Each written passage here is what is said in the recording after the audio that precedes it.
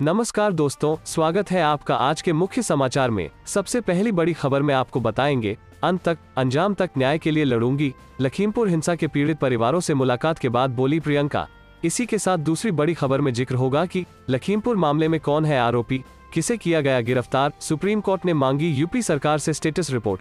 तीसरी बड़ी खबर में आपको बताएंगे कि सिद्धू के नेतृत्व में सैकड़ों कांग्रेस कार्यकर्ता लखीमपुर खीरी के लिए रवाना। दोस्तों, हर एक खबर की गहराई में आपको ले जाएंगे, लेकिन उससे पहले अगर आपको भी ऐसा लगता है कि भाजपा की उल्टी गिनती शुरू हो चुकी है, तो आप अभी इस वीडियो को लाइक कीजिए और इस लाल बटन को दबाकर चैनल को सब्सक्राइब करके घंटी बजाइए और कमेंट में लिखे जय हिंद। अंत तक अंजाम तक न्याय के लिए लड़ूंगी। लखीमपुर हिंसा के पीड़ित परिवारों से मुलाकात के बाद बोली प्रियंका। जी हां दोस्तों, लखीमपुर खीरी में हुई हिंसा में 8 लोगों की जान चली गई। घटना का आज चौथा दिन है। आरोप है कि केंद्रीय गृह राज्य मंत्री अजय मिश्रा टेनी के बेटे आशीष मिश्रा ने प्रदर्शन कर रहे किसानों पर गाड़ी चढ़ाई, जिससे 4 किसानों की मौत हो गई। मृतक किसानों के परिवार को मुआवजा तो मिल गया, लेकिन मामले में एफआईआर दर्ज होने के बावजूद अभी तक कोई गिरफ्तारी नहीं हो सकी है। इस बीच पीड़ित परिवारों से मिलकर आए कांग्रेस महासचिव और यूपी प्रभारी प्रियंका गांधी वारा ने साफ कह दिया है कि वो अंत तक अंजाम तक न्याय के लिए लड़ेंगी। प्रियंका गांधी ने ट्वीट में कहा, सभी पीड़ित परिवारों का कहना है कि उन्हें न्याय तब मिलेगा जब केंद्रीय गृह राज्य मंत्री की बर्खास्तगी होगी और हत्यारों की गिरफ्तारी होगी। इससे पहले प्रियंका ने कहा था, अभी तक न्याय नहीं मिला। न्याय कैसे मिलेगा अगर वे गृह राज्य मंत्री रहेंगे? ये सब उनके अंडर आता है न। जब तक वे बर्खास्त नहीं होंगे, निष्पक्ष जांच कौन करेगा? तीनों परिवारों ने एक ही बात कही कि मुआवजे से मतलब नहीं है, हमें न्याय चाहिए। प्रियंका ने कहा, इसके लिए मैं लड़ूंगी। जब तक ये मंत्री बर्खास्त नहीं होगा और जब तक ये लड़का गिरफ्तार नहीं होगा, तब तक मैं बिल्कुल अडिग रहूंगी, क्योंकि मैंने उन परिवारों को वचन दिया है। सुप्रीम कोर्ट या हाईकोर्ट के रिटायर्ड जज के अंडर जांच होनी चाहिए। नैतिक आधार पर मंत्री इस्तीफा दें। चलते हैं अगली खबर की तरफ। लखीमपुर मामले में कौन है आरोपी, किसे किया गया गिरफ्तार, सुप्रीम कोर्ट ने मांगी यूपी सरकार से स्टेटस रिपोर्ट। जी हां दोस्तों, उत्तर प्रदेश के लखीमपुर खीरी जिले में 3 अक्टूबर को हुई हिंसा में 8 लोगों की मौत के मामले में सुप्रीम कोर्ट ने गुरुवार को सुनवाई की गई। दरअसल इस रविवार को लखीमपुर खीरी में 4 किसानों सहित 8 लोगों की मौत हो गई थी। इस पूरे मामले का सुप्रीम कोर्ट ने स्वतः संज्ञान लिया है। चीफ जस्टिस एनवी रमना की बेंच इस मामले की सुनवाई कर रही है। हालांकि इससे पहले हिंसा के मामले में 2 वकीलों की ओर से याचिका भी दाखिल की गई थी।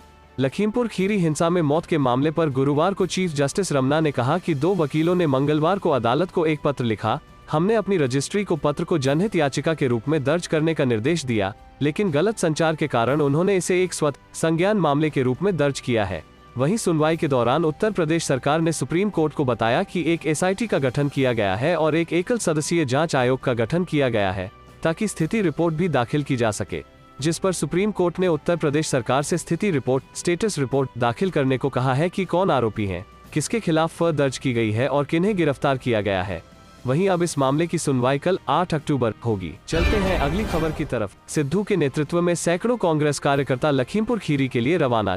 जी हां दोस्तों, लखीमपुर खीरी में रविवार को हुई हिंसा का मुद्दा अभी थमा नहीं है। गुरुवार को भी इस पर सियासत जारी है।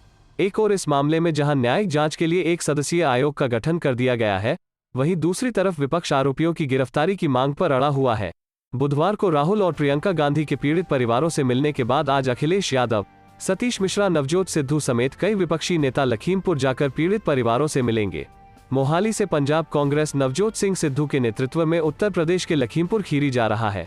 वह अभी रास्ते में है। लखीमपुर घटना के विरोध में और केंद्रीय गृह राज्य मंत्री के बेटे की गिरफ्तारी की मांग पर अड़े पंजाब कांग्रेस अध्यक्ष नवजोत सिंह सिद्धू गुरुवार को लखीमपुर खीरी के लिए रवाना हुए। इस दौरान उन्होंने कहा कि अगर आरोपी की गिरफ्तारी न हुई तो वे भूख हड़ताल पर बैठेंगे। नवजोत सिद्धू ने अपने चिर परिचित अंदाज में कहा कि वे इंसाफ के लिए अपनी देह त्यागने को भी तैयार हैं। उनके साथ पंजाब सरकार के सभी मंत्री और कांग्रेस विधायक भी लखीमपुर खीरी गए हैं। चलते हैं अगली खबर की तरफ। लखीमपुर खीरी, 3 दिन बाद भी सांसद पुत्र की गिरफ्तारी न होने से बैकफुट पर पुलिस, एडीजी जोन बोले साक्ष्य जुटा रहे हैं। जी हां दोस्तों, तिकोनिया बवाल मामले में रिपोर्ट दर्ज होने के 3 दिन बाद भी नामजद अभियुक्त आशीष मिश्र की गिरफ्तारी न होने से पुलिस बैकफुट पर है। विपक्ष समेत किसान नेता उनकी गिरफ्तारी की मांग कर रहे हैं। मामले में बुधवार को अमर उजाला से खास बातचीत में एडीजी लखनऊ जोन एसएन साबत ने बताया कि पुलिस अभी घटना से जुड़े साक्ष्य जुटा रही है। साक्ष्यों में पुष्टि होने पर फौरन ही गिरफ्तारी की जाएगी। उधर बुधवार को दिल्ली पहुंचे केंद्रीय गृह राज्य मंत्री अजय मिश्र टेनी गृह मंत्रालय में कुछ ही देर रुके। सूत्रों के हवाले से खबर है कि आशीष मिश्र कभी भी समर्पण कर सकते हैं। रविवार की दोपहर तिकोनिया में हुए बवाल में 4 किसानों समेत कुल 8 लोगों की जान चली गई थी। जिसके बाद भाजपा सरकार विपक्ष के निशाने पर है। कांग्रेस महासचिव प्रियंका गांधी केंद्रीय गृह राज्य मंत्री अजय मिश्र टेनी की बर्खास्तगी की मांग और उनके बेटे आशीष मिश्र की गिरफ्तारी की मांग कर रही हैं। मामले में आशीष मिश्र के ऊपर हत्या का मुकदमा दर्ज किया गया है। मुकदमा दर्ज होने के 3 दिन बाद भी उनकी गिरफ्तारी न होने पर पुलिस प्रशासन भी विपक्ष के निशाने पर है। उस पर सत्ता के दबाव में काम करने और केंद्रीय मंत्री को बचाने के आरोप लग रहे हैं, जबकि मृतक किसानों के परिजन और सरकार के बीच मध्यस्थता कराने वाले भाकियू नेता राकेश टिकैत ने भी समझौते के बाद मंत्रिमंडल से टेनी की बर्खास्तगी और उनके बेटे की गिरफ्तारी की मांग तेज कर दी। चलते हैं अगली खबर की तरफ। बैरिकेड तोड़कर कृषि मंत्री का विरोध करने पहुंचे किसान, 3 घंटे कॉलेज के बाहर बैठे, पिछले रास्ते से निकले मंत्री।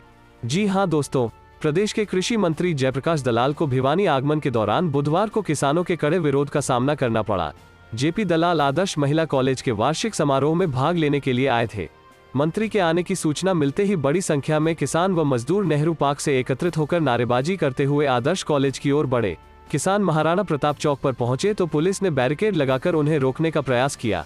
इस दौरान बड़ी संख्या में पुलिस बल भी तैनात रहा, लेकिन किसान बैरिकेड तोड़ते हुए आदर्श कॉलेज के गेट तक पहुंच गए।